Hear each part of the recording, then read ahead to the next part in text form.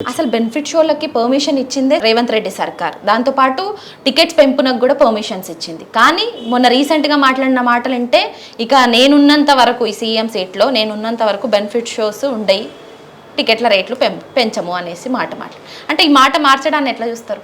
సరే, ప్రభుత్వాలు వారికి అనుకూలంగా ఉన్నప్పుడు అనుకూలమైన నిర్ణయాలు తీసుకోవడము, వారికి అనుకూలంగా లేకపోతే పరిశ్రమ, మరోవైపు కక్ష సాధింపు చర్యలు, ఇది మంచి సంప్రదాయం కాదు.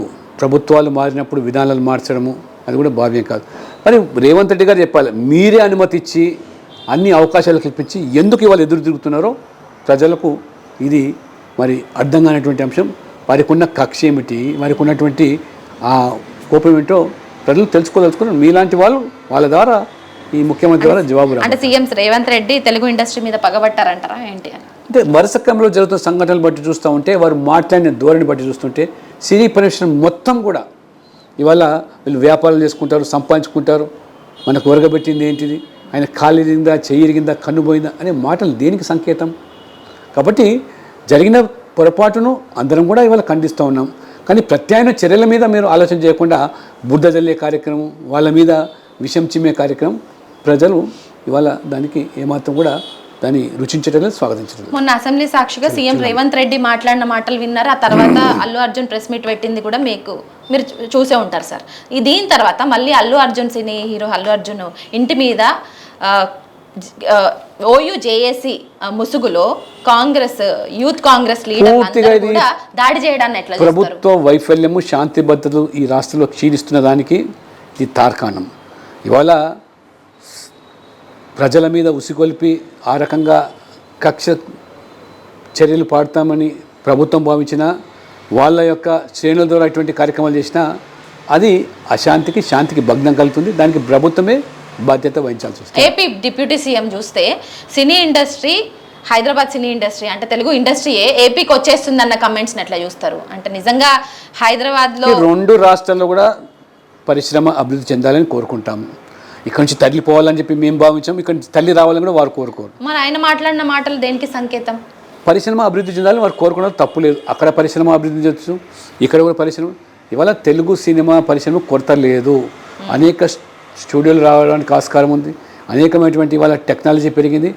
ఎక్కడ ఉన్నా ఇవాళ సినిమా రెండు ప్రాంతాల్లో కూడా, రెండు ప్రదేశాల్లో కూడా చక్కటి ఆహ్లాదకరమైన షూటింగ్ సంబంధించినటువంటి ప్రదేశాలు చాలా ఉన్నాయి. ఎక్కడో విదేశాలకు వెళ్ళిన అవసరం లేనటువంటి పరిస్థితి ఇక్కడ ఉంది. కాబట్టి పరిశ్రమకు దోహదపడే విధంగా ప్రభుత్వాలు నిర్ణయాలు తీసుకోవాలా, పరిశ్రమకు ఉపకరించే విధంగా చర్యలు ఉండాలి తప్పితే పరిశ్రమ మీద ఈ రకమైన బెదిరింపులు, ఆ పరిశ్రమను నీరుగార్చేటువంటి చర్యలకు పూనుకోవడం ఏమాత్రం కూడా రాష్ట్రానికి భావ్యం కాదు. ప్రత్యక్షంగా పరోక్షంగా సినీ ఇండస్ట్రీ మీద ఆధారపడిన వాళ్ళు చాలా మంది. కానీ డిప్యూటీ సీఎం పవన్ కళ్యాణ్ మాట్లాడిన మాటల ప్రకారం నిజంగానే ఏపీకి తరలిపోతే హైదరాబాద్ బ్రాండ్ ఇమేజ్ తగ్గుతుందా? ఏమన్నా తరలి రావాలని కాదు, సినీ పరిశ్రమ అక్కడ కూడా అభివృద్ధి చెందాలని మనం కోరుతాను, తప్పు లేదు. ఇక్కడ నుంచి తరలిపోవాలా, హైదరాబాద్ ఖాళీ చేయాలని చెప్పి ఎక్కడ కూడా వారు ఆ మాటలు అనలేదు. కాబట్టి చాలామంది సినిమా నటులు హైదరాబాద్లో ఉన్నవాళ్ళు, ఆంధ్రప్రదేశ్లో ఉన్నటువంటి రాజకీయ నాయకులు ఉన్నారు, సినిమా నటులు ఉన్నారు, తప్పు లేదు. కాబట్టి భారతీయులుగా ఎక్కడైనా ఉండొచ్చు, కానీ వ్యాపారం ఎక్కడైనా చేసుకోవచ్చు, సినిమాలు కూడా ఎక్కడైనా తీసుకోవచ్చు. పరిశ్రమకు కావాల్సిన సదుపాయాలు వాళ్ళు కల్పిస్తే కొత్త వాళ్ళు కూడా రావడానికి ఇక్కడ ఆంధ్రప్రదేశ్ కూడా ఇప్పుడు వాళ్ళు ఇచ్చిన 6 గ్యారెంటీలను పక్కన పెట్టి ప్రజా సమస్యలని పక్కన పెట్టి CM Revanth Reddy versus cine industry, లేదంటే సీఎం రేవంత్ రెడ్డి వర్సెస్ అల్లు అర్జున్ అనేది నడుస్తుంది. ఇప్పుడు దీన్ని ఎట్లా చూస్తారు సార్? ప్రజలు గమనిస్తున్నారు. ప్రభుత్వం చేసే తప్పులను తప్పకుండా వారు సరైన సమయంలో స్పందిస్తారు. సినీ పరిశ్రమలో కూడా ఎవరైతే ఇవాళ చెప్తున్నారో వారు కూడా సమాజంలో బాధ్యత వారి మీద కూడా ఉన్నది. మానవతా హృదయంతో కూడా వారు ఆ వ్యాపారంలో కానీ పరిశ్రమలో తీసుకునేటప్పుడు ప్రజలు కలిగే ఇబ్బందులు కూడా తప్పకుండా వాళ్ళు పరిగణించు. ఏ రకంగా విపత్తు సంభవించినప్పుడు లేదా అనేక సందర్భాల్లో కూడా సినీ పరిశ్రమ ముందుండి ఆదుకున్నదో అదే పంతలో ఇటువంటి పరిస్థితి వల్ల జరిగిన నష్టాన్ని కూడా వారు పూరించడానికి అంతే బాధ్యతగా వివరించాలని చెప్పి నా యొక్క. ఓవరాల్గా రేవంత్ రెడ్డి 1 year పాలన గురించి ఒక మాట. అన్ని రంగాల్లో విఫలం చెందారు.